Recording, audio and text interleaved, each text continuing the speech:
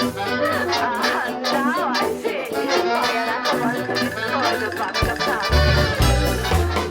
Welcome to Talk About Topeka, in with Jamie Slack here. How you Sorry, doing, Jamie? I'm playing footsie with you. Oh, it's I didn't okay, it expect happens. that. We've been sitting here for how long, and all of a sudden I play footsie with you.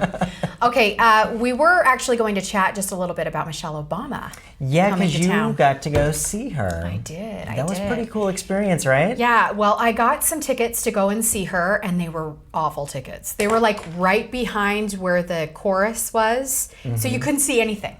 It like blocked your whole view. So I'm like, what is the deal with this? So I ended up going around by where my parents were at, and we made it work. But it was fantastic. There was, a lot of traffic that was being cut off on Topeka Boulevard. 17th Street was a little, so I had to kind of go all the way around just to be able to get there. So it was kind of a mess for that. Also, the Secret Service was checking everybody's bags, and of course you've seen me with my work bag. It's huge. Yeah. So I was like, I'm so sorry to the guy, and he's like, it's fine, and he like pushed my hand away, like just don't touch it, let me handle it. But it was fantastic. The Expo Center did such an excellent job in facilitating everyone. Because that's huge. Yeah. Yeah, that's a huge event. And then they had to prepare for all the graduations right after. Those guys, they deserve a day off. Exactly. I know. I was chatting with HR Cook the whole time, and I kept sending him messages like, the women's room is out of toilet paper, and he's like, are you serious? Again? I know. So I'm just messing with him. No, it just turned out really nice. But something else that I did notice is, I will get to Michelle Obama's speech. It was absolutely fantastic. But the concession lines, packed. Really? And I'm like, you're here to see Michelle Obama speak, and you're going to get a pretzel and some nachos and Why a Diet not? Coke? I was like, that's so weird. If they're there. So I like walk by one Secret Service agent, and I go, this is unreal. Like this huge line. And he goes, you're not kidding. He's like, I've never seen anything like this. So it was just the funniest thing ever. But anyway, it turned out really nice. Lots of great people there. And it was so nice to see the students doing kind of a pre-graduation senior night sort of a thing. And Michelle Obama looked beautiful, and she got up there and she immediately just kind of said, I love you guys. I'm proud of you for what you've done. And in fact, we have the whole speech that you can actually watch parts of it, but just talking about how much she's just proud of them for what they've done. And that was just the beginning, and then she just laid into it in this speech. In fact, you can see parts right here where she talks about, equality for all reasons since Brown versus Board of Education. You can see it right here. Let's check it out. And these issues go well beyond the walls of our schools. We know that today in America, too many folks are still stopped on the street because of the color of their skin. To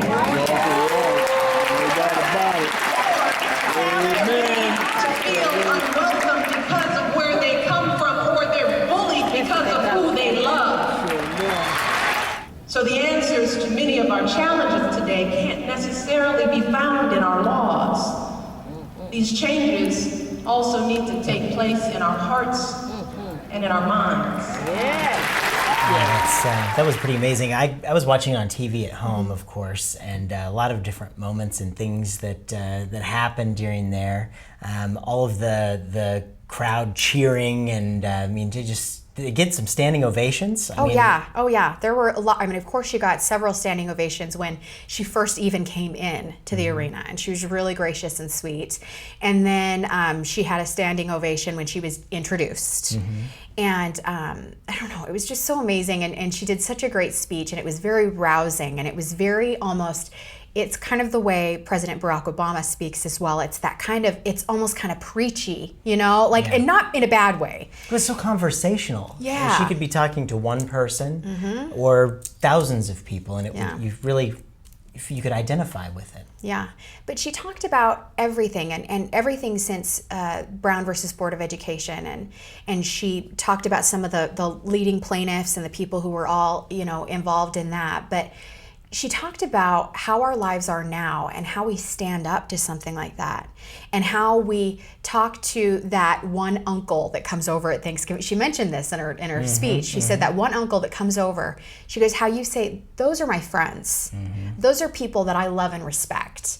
And it's not just people who are of a different color than you, but they're also the people who have, they may be gay, or they may be straight, or they may be, undecided on what they want, for anything in their life. But they're still your friends, and they're still worthy of being people. And it was so incredible to link that all together for people that, this was a landmark case for us where we learned about equality here in Topeka, Kansas. But we take that with us everywhere, and it multiplies, and we go everywhere in life, and we remember that everybody is of value, and that we all can do really great things. She mentioned one more thing, and then I'll slow down. She mentioned one more thing. She said, if we have, what happens if we have somebody who is not able to get the education that they need, and they could, beat that disease. They could find the cure for that, or they could do something new with, fuel and being able to provide something like that for our country. But if we're not able to give them that, the chance to have a good education and the chance to move up in the world, we're cheating ourselves. And it was so amazing just to hear that. And of course, my parents are both educators. My parents are like, like so excited, because it was a moving experience to see this. And it wasn't just Michelle Obama, who was there and was able to speak. The administrators, in the 501 school district who were there, the kids were so happy for their administrators and loved them and approved of them so much in their time that they were at school. And then of course the valedictorians were able to speak, and it was amazing. Every single speaker that got up there and spoke, it sounded like they had classes. Yes, and the students that spoke, they got to go up there. What can you imagine being in high school and having to go up there in front of all of those people, all your peers, all of the peers from other schools, all their family? Like, it's a packed house. It's a huge room of people. And you deliver a speech up there in front of those guys. That had to be quite an experience. I would say I can't really speak, but I can do this in interpretive dance. Yeah. And then people will be like, get her off the stage. No, but they were amazing. And these kids were talking about what they wanted to do in their futures. And I'm just like, holy crap, Michelle Obama is sitting on the same stage as you, listening to your speeches and listening to you talk so passionately about going into chemical engineering. One student talked about that. It was just so cool to see that. And it was just riveting, You would think that it was just about Michelle Obama, but it really wasn't. No, it was about the family, it was about the community, it was about the students. It was about the lessons that the world and the country learned because of something that happened right here in Topeka. And you go back 60 years. The whole time I was watching at home on TV, I kept thinking, 60 years ago, do you know how many things are happening in this room right now at the Expo Center that they would have just flipped out over? Because that it was not, and the world has changed so much that anything truly is possible. I think that's a message that the overriding message there for those students is anything is possible. And that we need to keep that change, and we need to keep going forward, and we need to set the bar high for people. That's not acceptable for you to say some of the things that you say. Some friends are like that, that just say things that aren't appropriate, and it's just so important to say. That doesn't work for me. Yeah, it may be fun to say, but it might be hurting somebody. Yeah. I don't want to take part in keeping someone down. I never want that on my conscience. And so that's something that we have to think about every day in whatever we do. It certainly is. Anyway, well, sorry. What an exciting! Heavy stuff. You will never forget that. I will never forget watching it at home. I'll never forget talking to the people that were there and just talking to getting people's reactions about it. We're never going to forget that. Yeah. It was totally a huge thing for Topeka, and we're glad that we had the First Lady of the United States here. I know. Cool it was so wonderful. Wonderful. We could talk about it all day, but in moving on, we have a couple other things to throw in the show today. The Brown Bag concerts are not happening. Brown Back. Brown bag. Brown bag. I know people are like, wow, the State House this is so great. No, actually, it's the brown bag, the lunchtime, the noontime, they call it the noontime brown bag concerts. Yeah. They're every Wednesday. They're happening on Kansas Avenue all summer long, and they have different pop-up locations that you can check out. The very first one just happened, and I took a camera down there. It was right next door to our studio and Field of Greens, the break room. And that's why you offered to do it. Of course, because it was really easy. I was still wearing my pajamas, but I took the camera out there, and we had Greg Fox, who is amazing. Their family owns a Celtic Fox, and he runs the Row House restaurant, and he's a really great musician.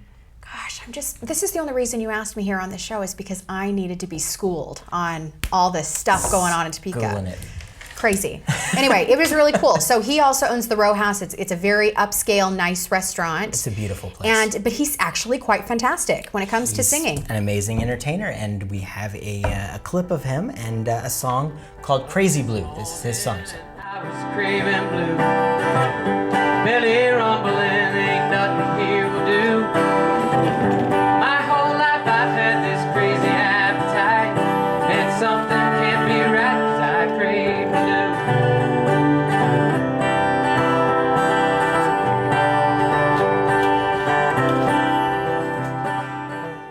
So again, that was the Brown Bag Concert Series, and it was really amazing. Check it out Wednesdays, every Wednesday this summer downtown, so check it out from 11 to 1. And I think they have a schedule at downtowntopekainc.com, so people should check that out.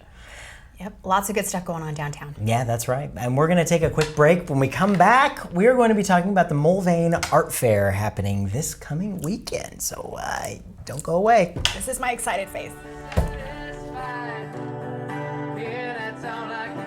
Jamie, we have a couple of really incredible ladies here, and there's a yearly annual event that they're going to be selling us today.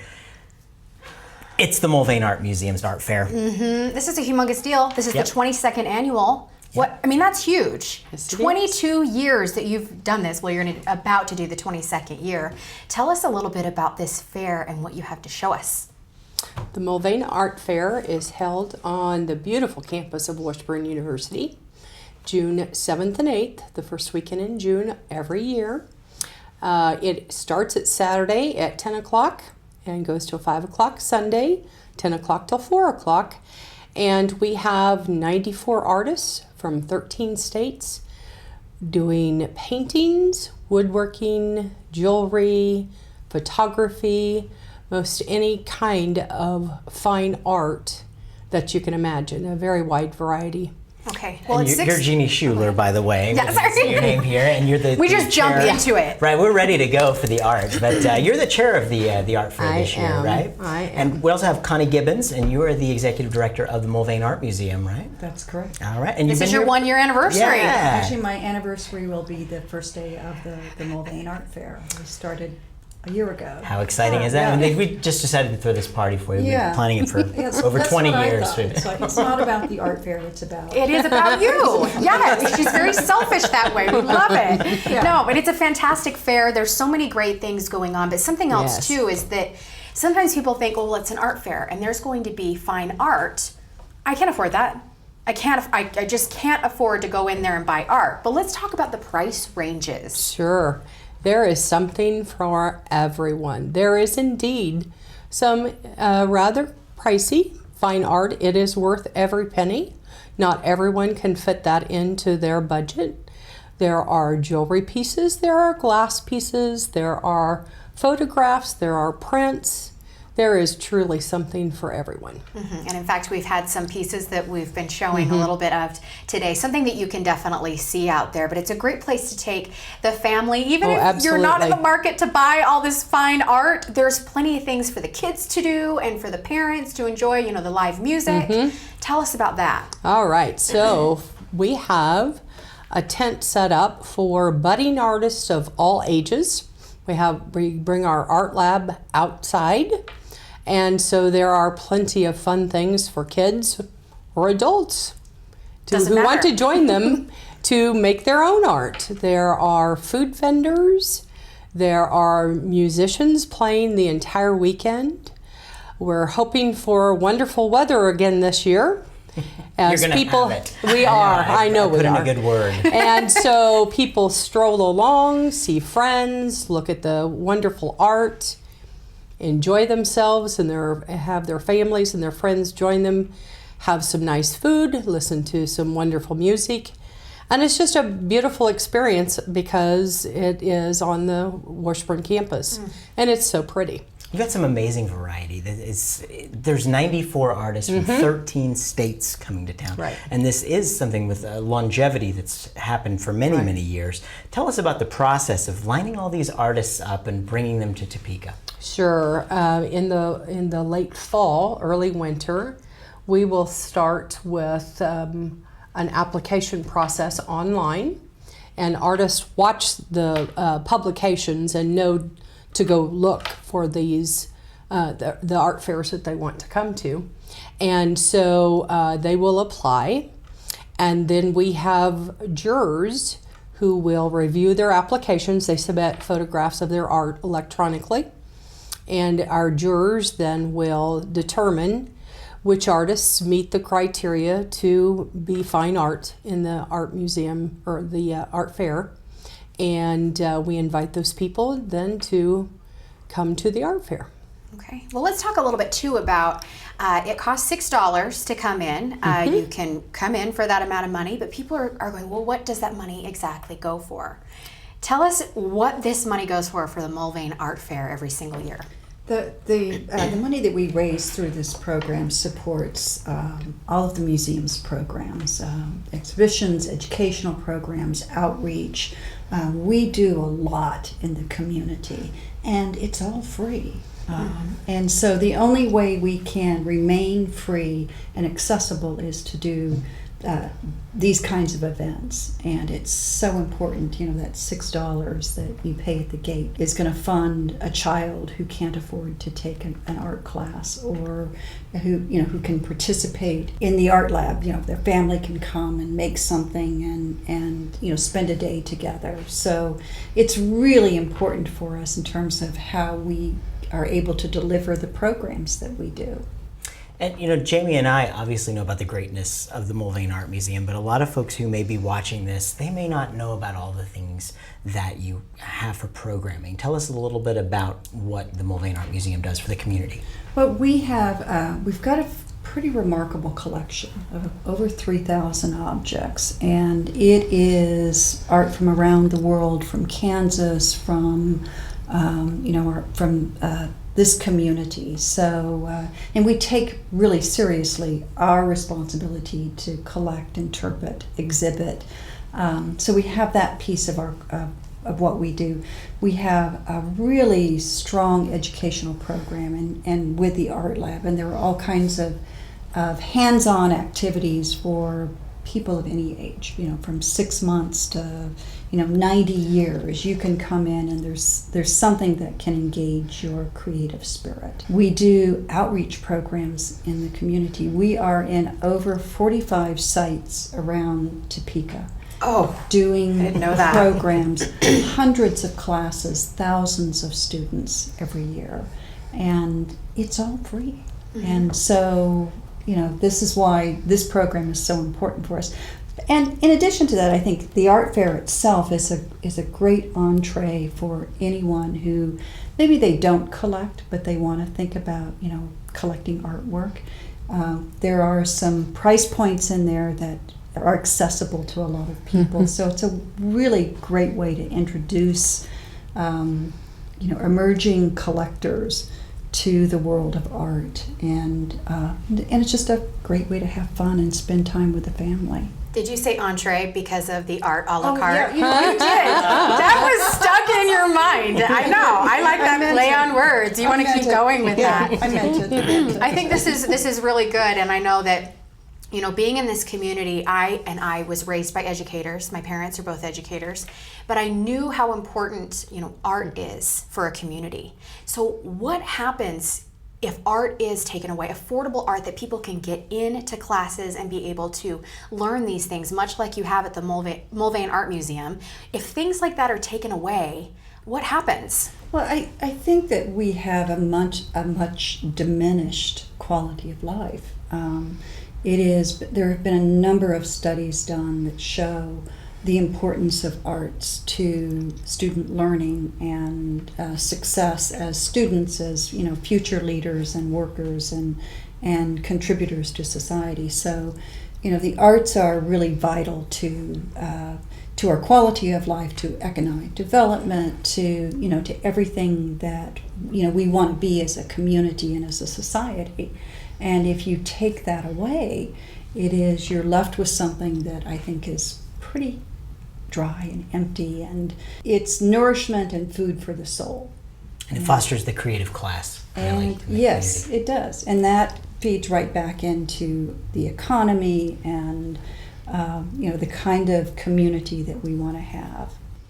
Well, whatever your palate for art is, you see what I did there? Yeah, I see. Yes. Yeah, I see it. Whatever Pretty it good. is, whether you have a huge palette and you're an art lover, or whether you haven't ever really gone out there and seen things, the Mulvane Art Museum is going to be the place where you should be for art. So let's see some of the stuff we have here, Jamie. Yeah, I know. I'm just loading it What- up here. Okay, but this is part of your art lab. This is what you do all of the time. This is always available at the Down in the Mulvane Art basement. Museum. Yeah, and in fact, I've never been. Is that terrible? Oh, that's Don't awful. hurt me. No, Don't hurt me. you need to come. I know. But also at the Mulvane no. Art Fair, you're going to bring that lab out. And Correct. so you get to just mess around with whatever is available. Chris decided to make some colors with his coffee filters. I did. This is the best he can do with coffee. Okay. But these are supposed to be, what they've done here is they taught about diatoms and learning a little bit about science and messing with art. And I mean, that is a huge collaboration, and that really does teach kids some amazing things. Yes, And adults, for that matter. And with children, we try to integrate the science and math and that kind of curriculum into the creation of art, so that it begins to make sense, and it really creates a really strong foundation for the students. And what kind of activities for kids will there be at the? Well, we're going to have, as you can see from this lovely creature, we're kind of taking off from the construction and the construction of these sculptures using canned goods. Well, this is the construction of creatures and critters using found materials and objects. These are all things that you can make at home. And Yeah, this is like a paper towel holder, and then these are egg cartons, I believe, and there's even some toilet paper rolls in there.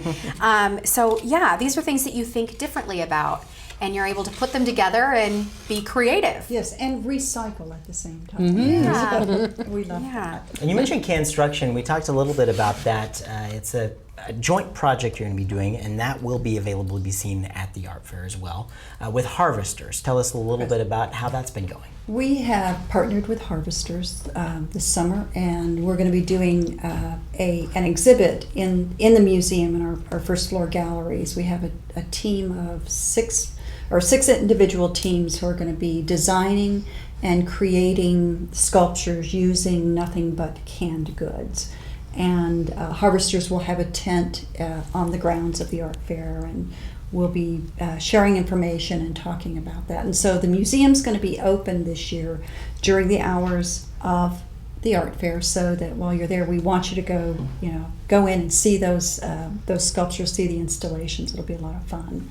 And so we're kind of playing with recycling and the reuse of material goods out there. I'm actually friends with harvesters on Facebook, and they've been showing a lot of pictures of Aren't they their. wonderful? Yes, they are so absolutely amazing, and it's it pretty really cool. it gets across a great message as well. You know that there is hunger in our community, Yeah. and so it's a nice way to bring art and bring their message as well. So you're able to facilitate all of that. Yes, because all of the canned goods from the installations then will go back to the community after the exhibit ends. So Very exciting stuff. You is. really have things for everyone here, including helping out the homeless and people who need food, and you're taking care of people. You're fostering art. This is an incredible event, people. Get out June 7th and 8th for the Mulvane Art Fair out at Washburn. So you guys have anything last words to say? There's a $1 off coupon. There's a Ooh, $1 off the $1 coupon on our coupon. Yeah, website, don't forget the coupon. mulvaneartfair.org. That's There just right is a up $1 above your off heads right coupon. here. There you go. Oh, is it gonna show? I'm like, I can't see it. Oh Look, my it's there. gosh. It's Am I in trouble? Why can't I see it? Oh, anyway, but it's going to be such a great event. will And of be. course, I'll be out there. Oh, and I'm going to be a patron. Patron. So I'm going to help out with that. People can still sign up to be a patron. Yes, we have a large number of people who commit ahead of time to spend at least $150 on art. For those people, we have a champagne breakfast Saturday morning. People can still go to the website and sign up until June 2nd. We have passed the print deadline to have their names listed in the program, but we still invite them to come have champagne breakfast and shop for art before anyone else. And it's not like I have to spend $150 on one item. No. I can spend it on 18 items if, whatever is. Earrings and Yes. a painting. Yes. Yes, you know exactly what I'm looking for. Okay, well, good deal. We're so excited for the Mulvane Art Fair coming up June 7th and 8th. Connie Gibbons, Jeanie Schuler, thank you so much for coming. Thank you.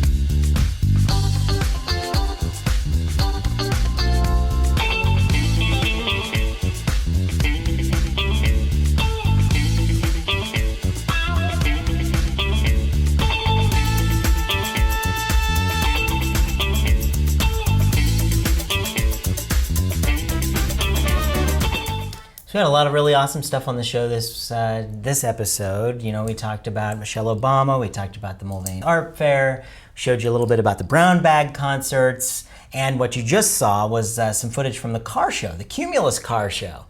Which is weird. Yeah. Because Cumulus sounds familiar to me. Why? Cumulus sounds familiar because starting next Monday, we are going to be on the air with Cumulus every Monday through Friday from 7 to 8 a.m. in the morning.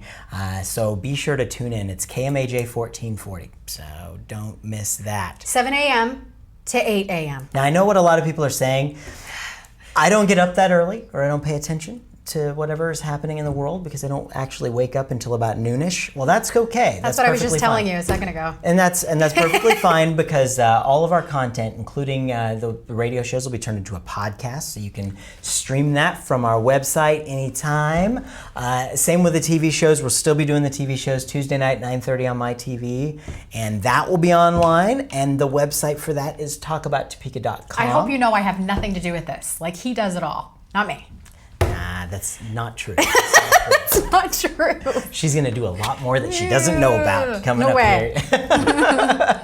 Well, folks, be sure to join us on our first radio show. We're really excited about that. Are you ready for that? I'm so ready for that. We're stoked. So Yes. we're going to keep talking about Topeka if you keep talking about Topeka.